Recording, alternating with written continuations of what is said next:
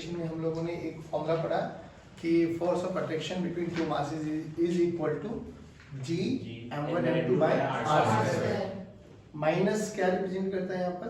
Force of attraction. और कोई भी मास दूसरे मास को हमेशा किधर लगाएगा फोर्स? लाइन ज्वाइनिंग दी मासेस, लाइन ज्वाइनिंग दी मासेस।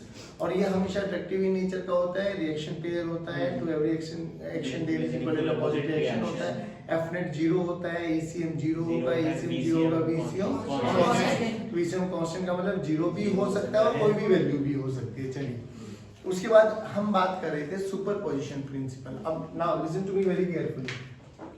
आज हम बात करेंगे सुपरपोजिशन प्रिंसिपल। बच्चों एक चीज को तो ध्यान से समझना, ये सुपरपोजिशन प्रिंसिपल ना अब बहुत सारे चैप्टर्स में पढ़ने वाला और सेम तरीका है।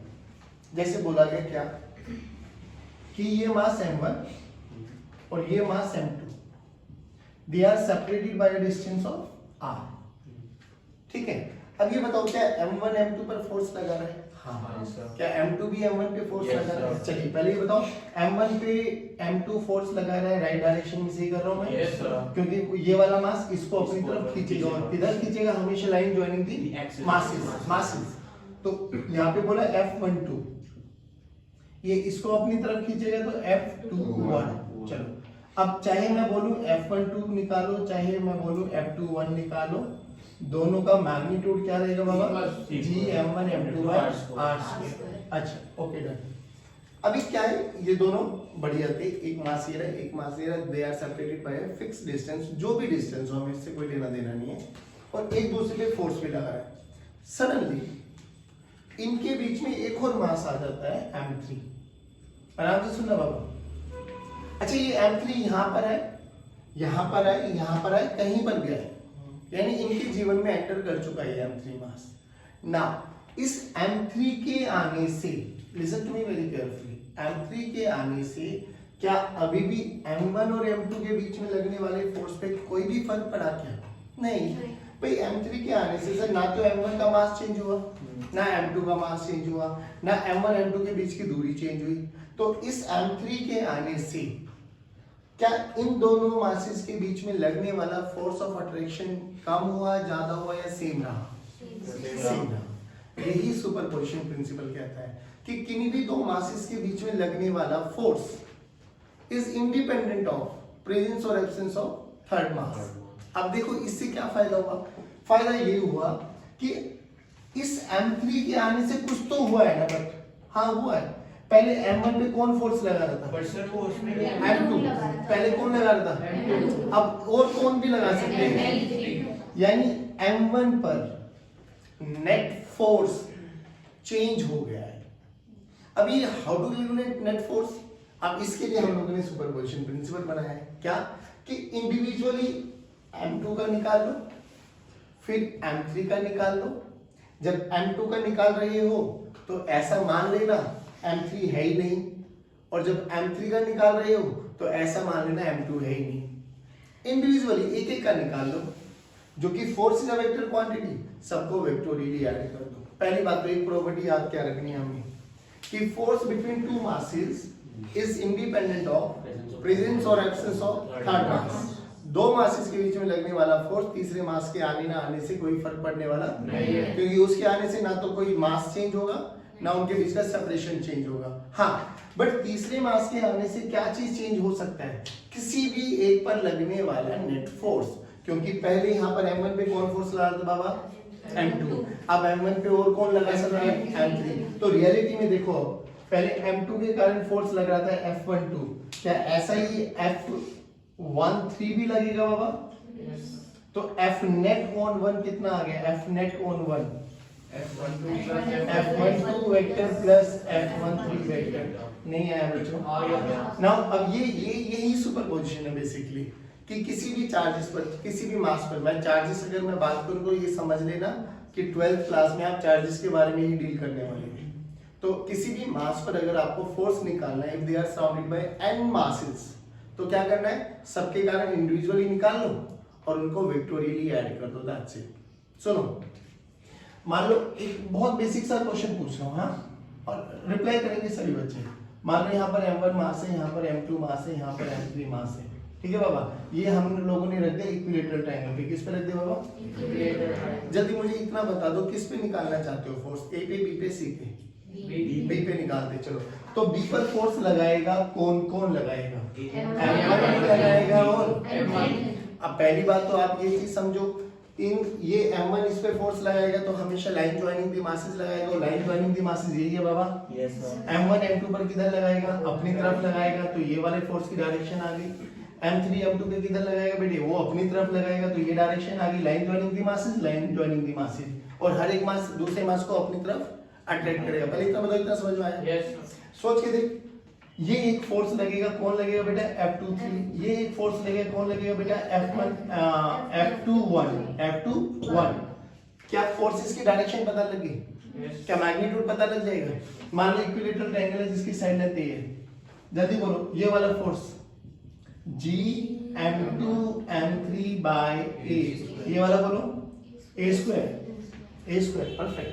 ये वाला बोलो G m1 m2 by a square। नहीं है बच्चों?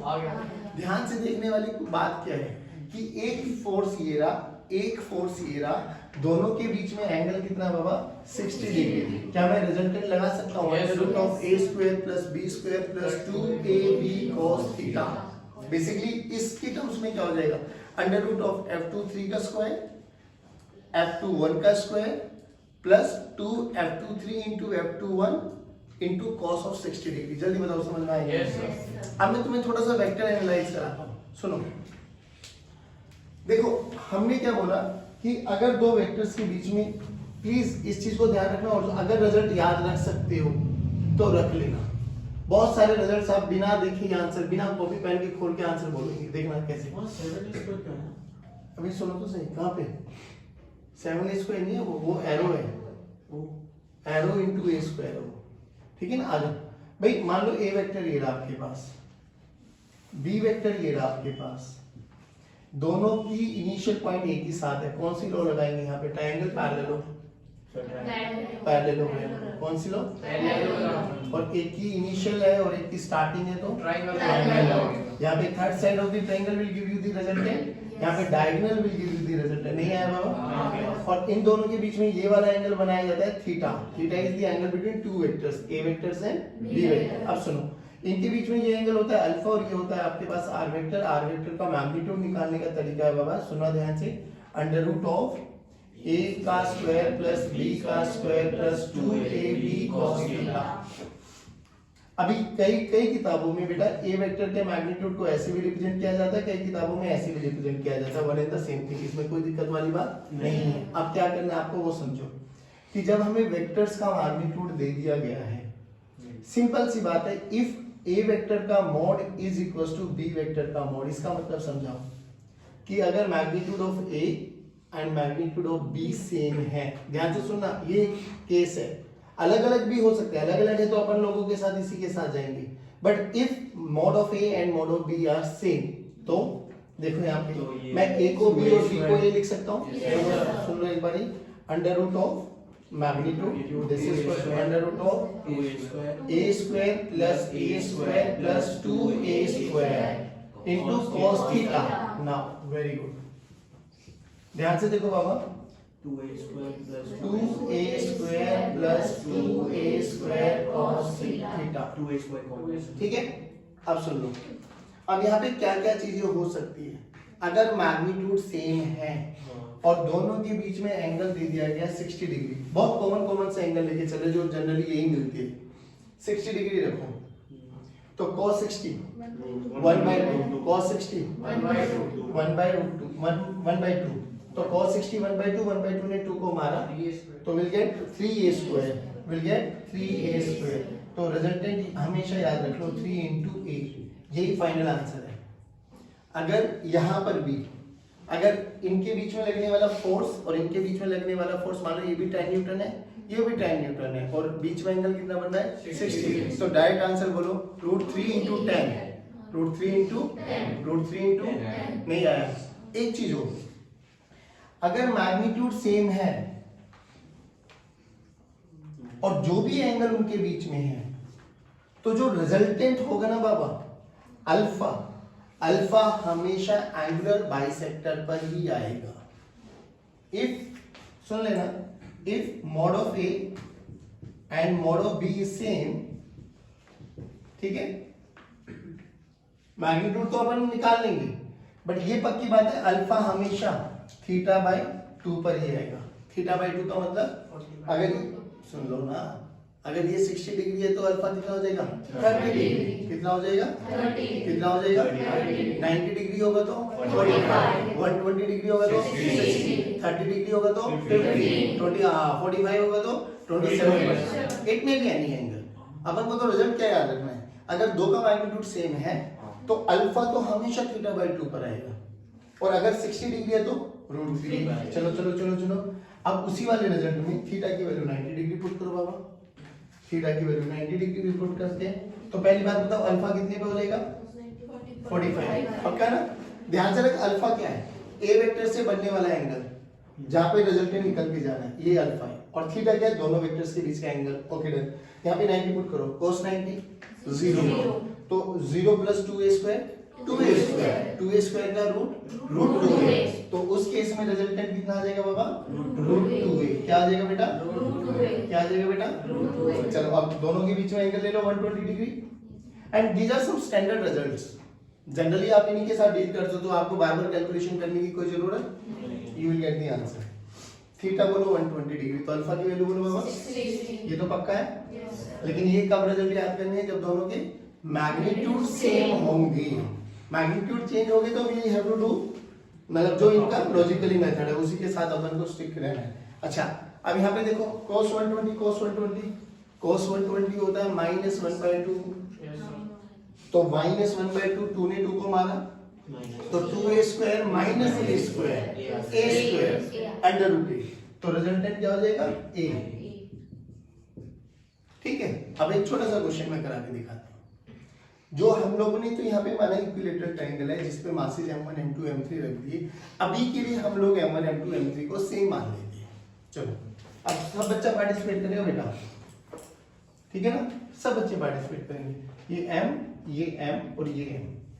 चलिए, तो बोला हमने, फिर बोला कि भैया a पर b और c पर, चलो आपकी बार c पे निकालते हैं, है ना, find f net on c, मुझे बोला गया find f net on c, find f net on c। चलिए सर,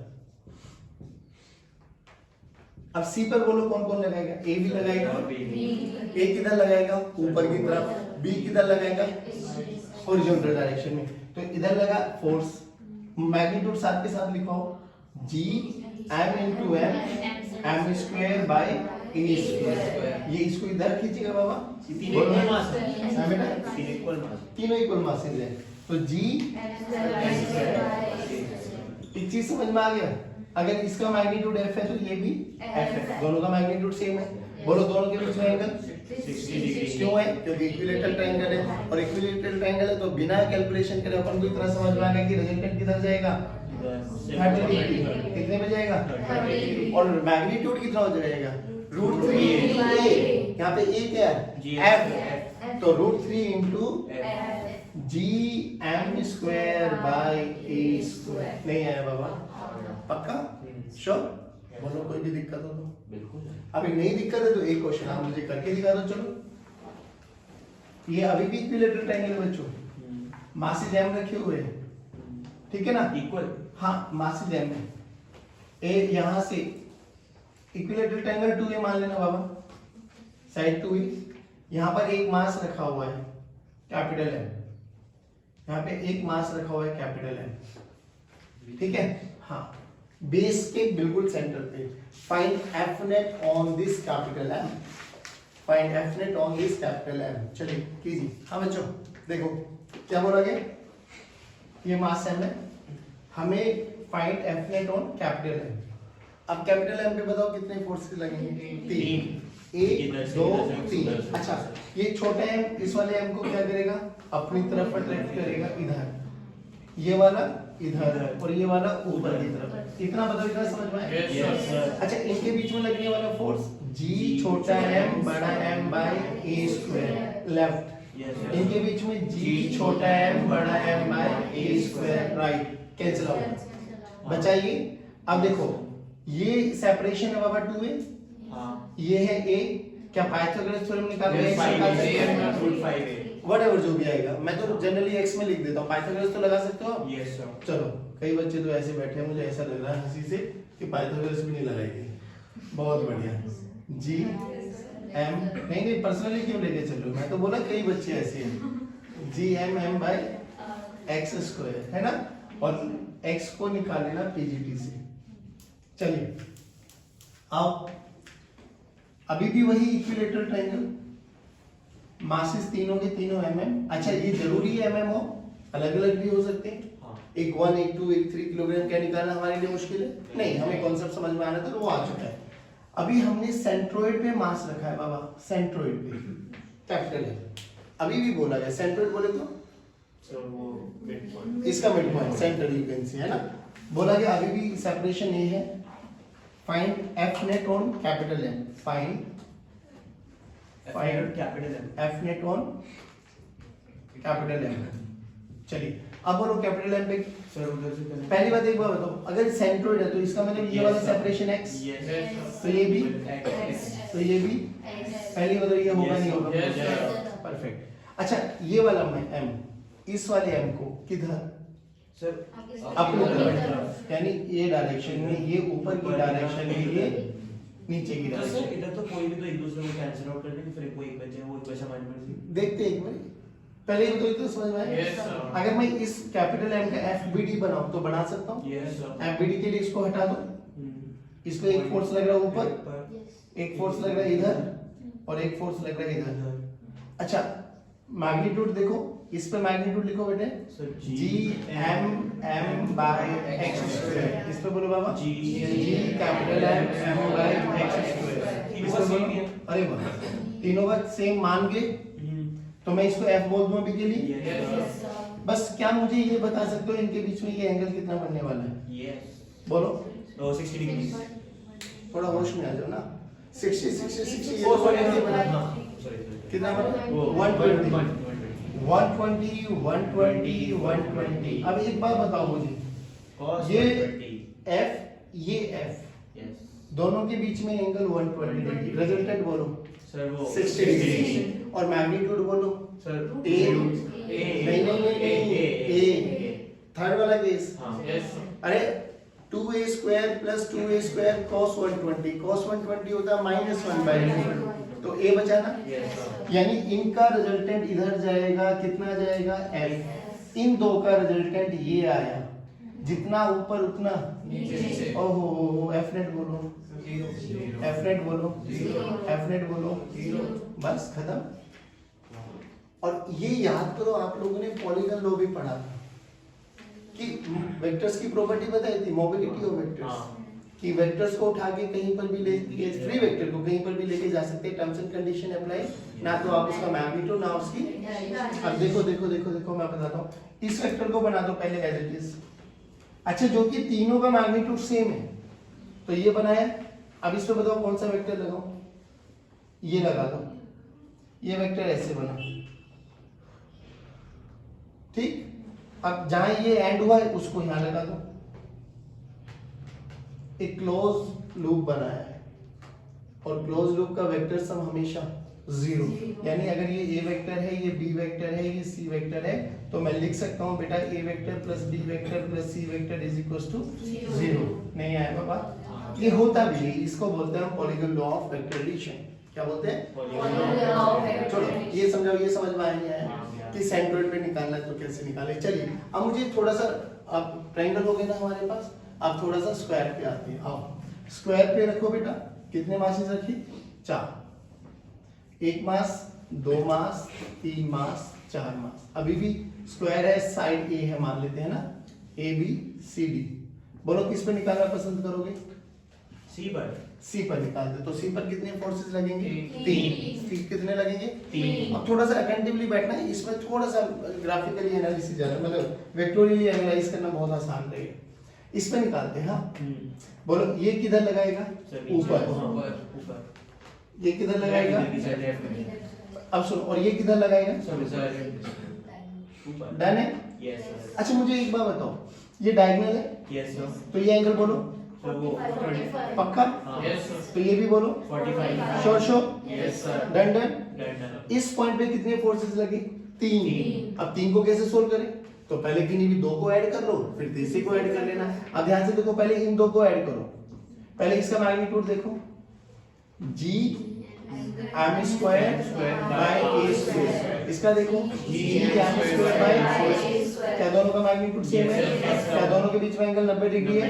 ओहो, क्या रिजल्टेंट 45 डिग्री पे आएगा? यानी इन दो का रिजल्टेंट भी इसी लाइन के क्रॉस जाएगा। अरे नहीं आया अभी, पक्का? तो F प्लस सुनो तो सही, इनका आ गया। अब बोलो 90 डिग्री है तो रिजल्टेंट कितने पे आता है? √2a। तो f इन दोनों का हाँ 1 और 2 का रिजल्टेंट आया बाबा √2f। f की वैल्यू बोलो, GM स्क्वायर बाय अरे नहीं आया। हाँ इसको बोल देता हूं मैं f3। क्या बोल देता हूं?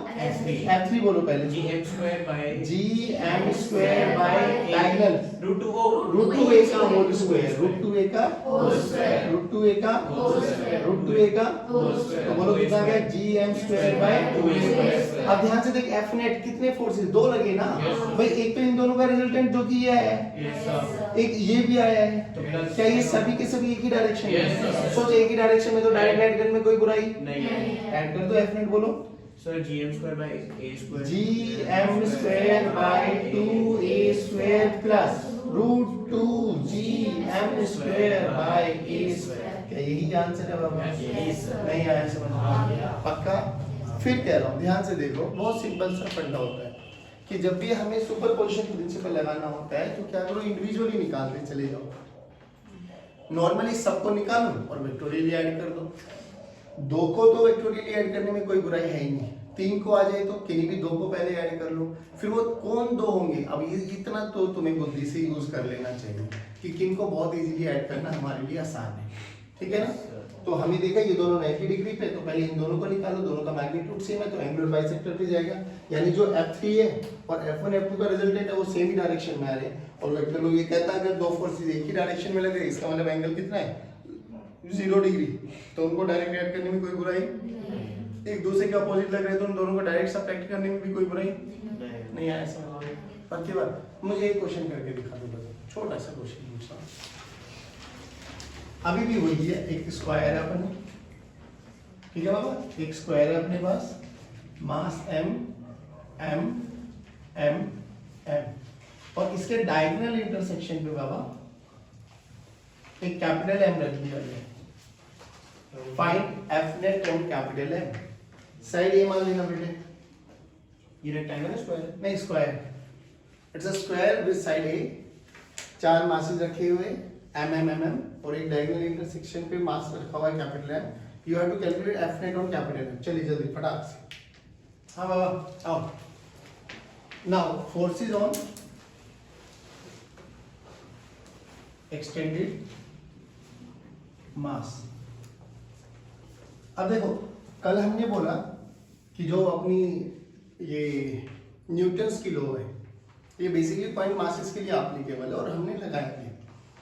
बट इन केस ऐसा आ जाए कि एक पॉइंट मास आ जाए और एक एक्सटेंडेड मास आ जाए तो अभी सुनो, मान लो कि एक रॉड है बाबा, ठीक है, जिसका मास m एंड लेंथ l, और रॉड है लैम्डा सिग्मा रो,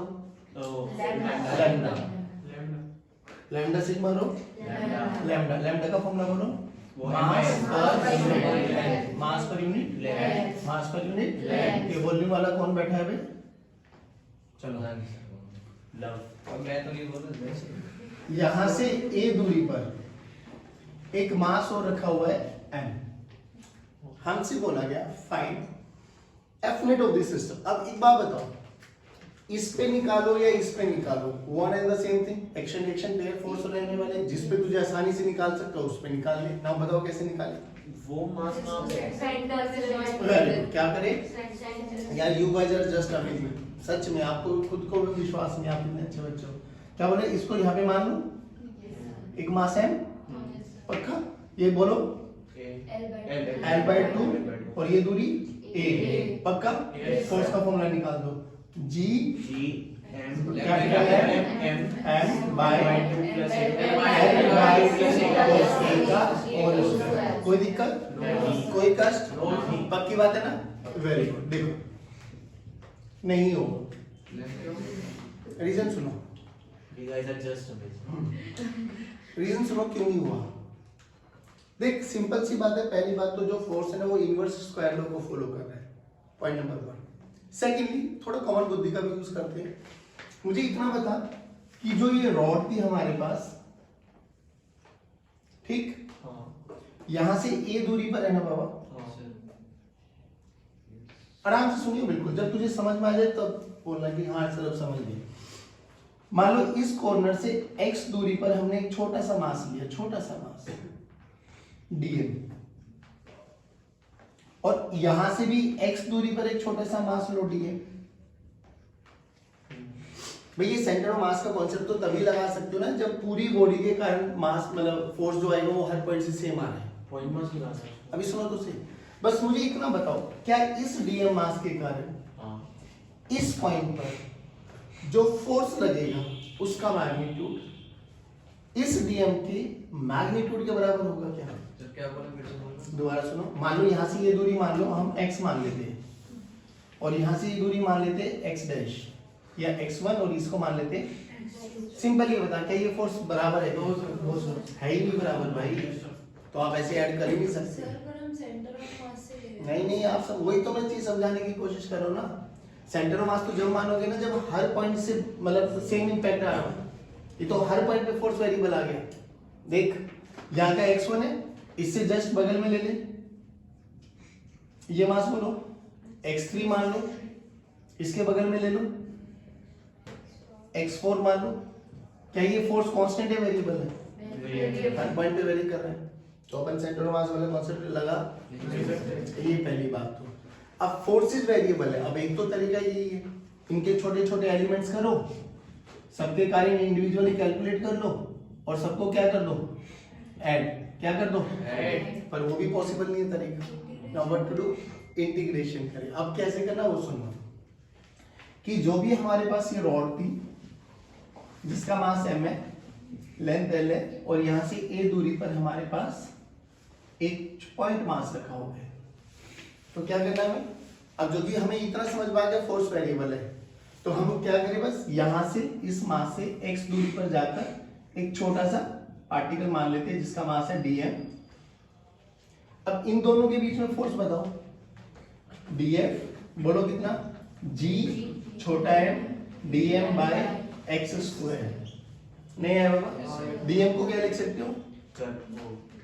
lambda into dx, lambda into lambda into dx, इसके विड्थ मान लेते हैं ना, तो dm को क्या लिख सकते हैं? Lambda into dx, lambda into देखो formula, df this is equals to gm lambda dx by x square. Limit बोलो कहां से कहां? नहीं नहीं नहीं नहीं, होश में आओ।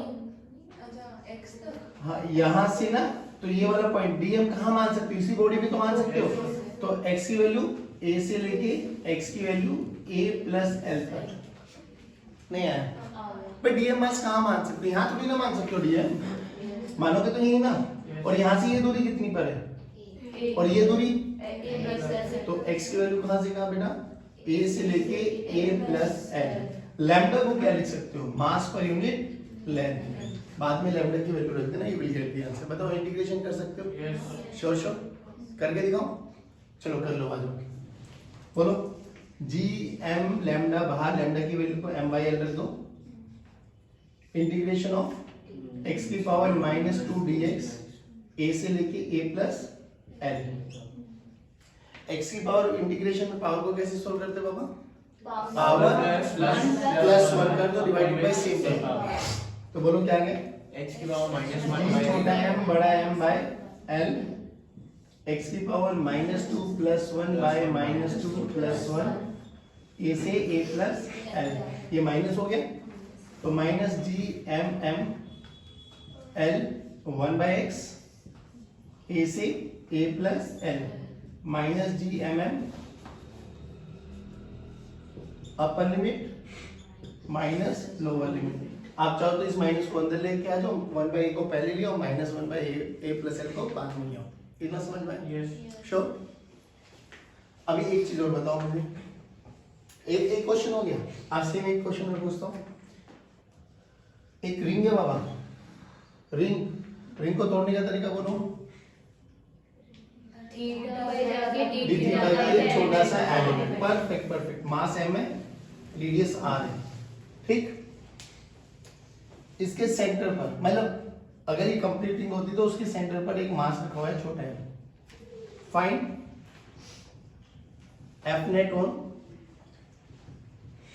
Small m। अभी भी क्या करें? अब ऐसे मत लगाना सर रिंग का सेंटर मास निकालो, ये कर लो वो कर लो, नहीं, क्या करो अभी भी थीटा पे जाके डी थीटा का एक छोटा सा एलिमेंट जिसकी विड्थ है dx और मास है dm, ठीक। अब ध्यान से देखिए, ये वाला dm, इस मास को, ये वाला dm यहां पे बना देता हूं, ये वाला dm इस मास को अपनी तरफ खींचेगा, छोटा सा फोर्स लगाएगा df। ओके, ये थीटा है, df के दो कंपोनेंट बोलो, इधर बोलो df, उधर बोलो बाबा, पक्का। अब ध्यान से देख, जो कि ये सिमेट्री है, तो जो थीटा पे यहाँ पे माना, थीटा पे सेम ऐसे यहाँ पे भी तो मान सकते हैं। अरे बोल भाई, तो यहाँ पर भी एक छोटा सा मास बनेगा dm, बोल dm अभी भी इसको लगाएगा, है ना, सेम। देख तुझे एक चीज बताता हूँ, तो यहाँ पे क्या करो, यहाँ पे एक इधर मान लो, ये मास इधर आया df, फिर भी थीटा, बोल बाबू, इधर df cos थीटा और इधर ये sin थीटा। ध्यान से देख, तुझे कुछ चीजें दिख रही होगी। इस पॉइंट पर इस df के कारण और इस df के कारण जो ये कंपोनेंट है दैट विल कैंसिल आउट, तो बचे कौन? वर्टिकल। अब तुम यहाँ पर एक मास मानो, यहाँ पर एक मास मानो, यहाँ पर एक मास मानो, यहाँ पर एक मास मानो, यहाँ पर एक मास मानो, यहाँ पर एक मास मानो, एक चीज समझ में आ रही है? सबके हॉरिजॉन्टल कंपोनेंट सबके वर्टिकल कंपोनेंट, तो सबके वर्टिकल कंपोनेंट निकाल लो, या दो आंसर आ जाएगा, या एक निकाल लो, ऐड कर दो, इंटीग्रेट कर दो, तो बचा कौन? Vertical component. तो अपन लिख सकते हैं कि हॉरिजॉन्टल कंपोनेंट